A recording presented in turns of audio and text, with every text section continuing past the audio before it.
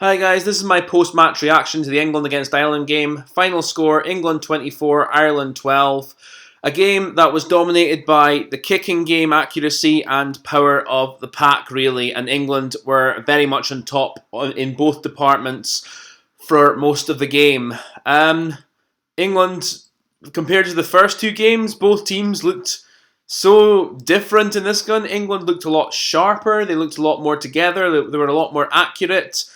Physically, they were dominating at the breakdown a lot more. They weren't making as many mistakes. Ireland, the complete opposite to what they're like against Wales. In terms of a game plan, they looked like they just kind of gone back to the sort of like mostly just one-up hit like they were under Joe Schmidt and relying on driving mauls and trying to pulverise the opposition. And England just weren't having it. And both halfbacks as well for Ireland, Sexton and Murray just looked lackadaisical. They just looked like they were half asleep when they were on the pitch, to be honest with you. Sexton had an absolute shocker off the boot as well. Yeah, it was just not a good day for Ireland. Was defined really by those two first half tries, which really won it for England, let's be honest. Both tries from George Ford and Elliot Daly, both from kick through. The first one, a nice little kick through from Ben Youngs. Johnny Sexton, if he'd just gone towards the ball and actually dived towards it and went on top of the ball, he might have carried it over the line and given away a 5-metre scrum, possibly, but he wouldn't have conceded the try as he did instead of doing what he did. And then he just basically handed it to George Ford. As it went all over the place, Ford took advantage and scored the try. Second one, lovely kick through from Ford, and Stockdale just looked like he was half asleep, just running back to try and get it. He was just like passively jogging back, I'm going to get it, and Elliot Daly was just running towards the ball with so much more intensity, just got to the ball, bounced in Daly's favour, Daly dabbed it down, fair try, no complaints at all. And it was that really that just, as I said, won the gaming.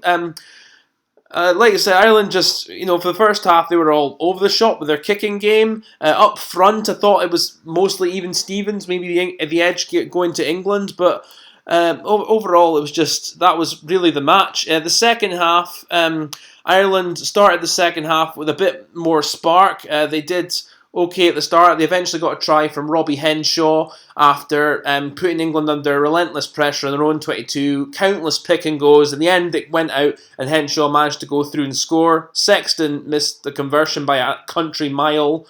And then later on, England's pack just seemed to grind the game down and just win it for them. At the scrums, England just got more and more on top.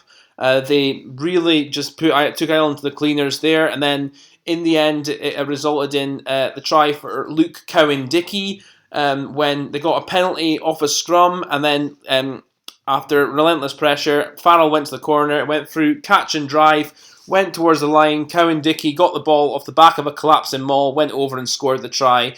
Farrell converted 24 points to 5. Ireland got a late try at the end from Andrew Porter after putting a lot of pressure on England. They went through the phases, and then Porter eventually in the corner went over and scored. John Cooney converted, so it finished 24-12. England, as I said, a lot better than what they were in their first two games, and they'll be going into their game against Wales, I think, with a lot more confidence. I was a bit baffled, like so many were, with some of the selections Eddie Jones went with, but let's go through them. Courtney Lawes at 6, another surprising one. He had an outstanding game, was man of the match. Tom Curry at 8. He looked a lot better at 8 this week, I have to say, than he has been in the first two games, although I'm still not entirely convinced by him in that position. Ben Youngs, generally been off 4 at 9, looked a lot better today than he has been in recent weeks for club and country. And Jonathan Joseph on the wing, I thought they used him very effectively. Surprise call, but they used him well with him coming off the wing, and his kick chasing as well was very good. And Elliot Daly at fullback had a decent game too, albeit Ireland didn't really test him with their kicking game and defence, because their kicking game and defence was generally so poor. So I think England, like I said, can be plenty positive going into their final two rounds of the Six Nations. Ireland expected to beat Italy, obviously, but I mean, I think they've got to look elsewhere, mainly at halfback. I think Conor Murray, I mean, he had a good game against Wales, but he was back to being like the sort of lackadaisical, like slower, and just didn't not being accurate with his kicking or his plays, not controlling games as well. And Sexton wasn't much better either. It was just, and when John Cooney came on, actually Ireland looked a lot sharper in attack, and also Cooney was given the outside runners extra supports, like he was feeding the ball from the base and he was running to support extras, and it was really effective. Conor Murray wasn't doing that at all whenever Ireland did go wide, and also I thought Ross Byrne was okay when he came on as well. Keelan Doris, pardon me, was very good when he went on. I thought for Ireland too. So I think against Italy, if I were Andy Farrell, I'd give Keelan Doris another bash at the start. I'd definitely put John Cooney in at 9. Maybe bring in an outside someone else in at centre as well, because I just think both Henshaw and Aki, they're both too predictable, and today they were too pedestrian a lot of the time. Not entirely their fault always, because they didn't have a lot of ball, so they couldn't be as effective as they would have liked to have been. And the back row from Ireland today, completely almost anonymous. The front row were okay in the first half, but were pulverised in the scrum the more the game went on. Like I said, losing Cian Healy to injury was a blow. But I didn't think Tag Furlong, normally very good, he didn't have a great game either when he was on. So yeah, interesting times ahead for both teams. France now the only team who can win the Grand Slam, although no doubt it's going to be interesting to see how they do at Murrayfield and how they're going to be against Ireland on the final weekend, because I mean both Scotland and Ireland could win either of those games possibly. Obviously, you'd have to favour France there, and you'd have to favour France to take the title now.